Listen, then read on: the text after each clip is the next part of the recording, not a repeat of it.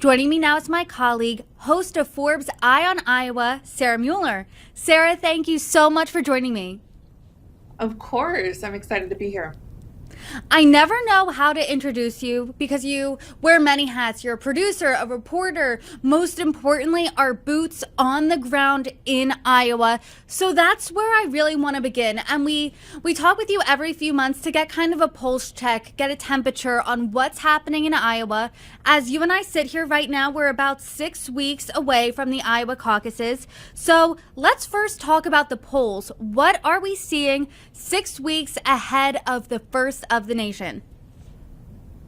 Well, I think we might even be less than 6 weeks away, but we have a lot going on here. Actually, we had a lot going on, and now that we've hit kind of the holiday season, it dies down for a smidge of time. But as soon as New Year's Eve comes around, New Year's Day, they are back in action for those last couple of weeks before we hit caucus time. So it's been a little bit of a whirlwind. It kind of sprung up on us. I feel like every time we do planning meetings, Brittany and I just kind of sit there and we're like, oh, we've got time.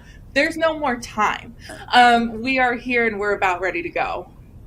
And we are completely down to the wire. One thing we know for certain based on polls is that Trump is the front runner really in any GOP poll you look at. Why do you think that is?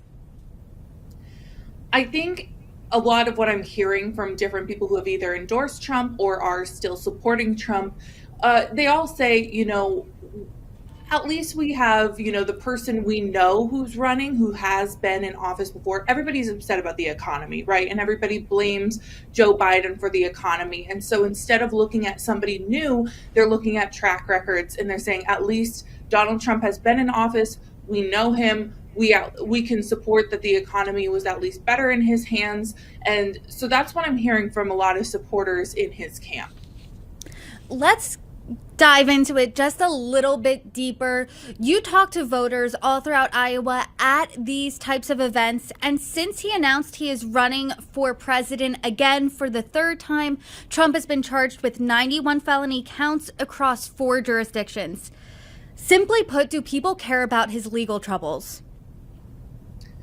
Every time we talk about this, every time I talk about this with experts or people in the field, they all say the same thing. If you're in the Trump camp, you're in the Trump camp. You're not going to move. A lot of people see this as a witch hunt. They don't necessarily see these as valid charges against him. It was interesting to see people react to his behavior in court that we saw a few weeks ago. I mean, it is pretty bold for somebody on the stand to be pointing fingers and accusations around the room, including at the judge himself. So that's just kind of been an interesting take, but everybody kind of has, who is supporting Trump still, has this idea of, well, it's Trump.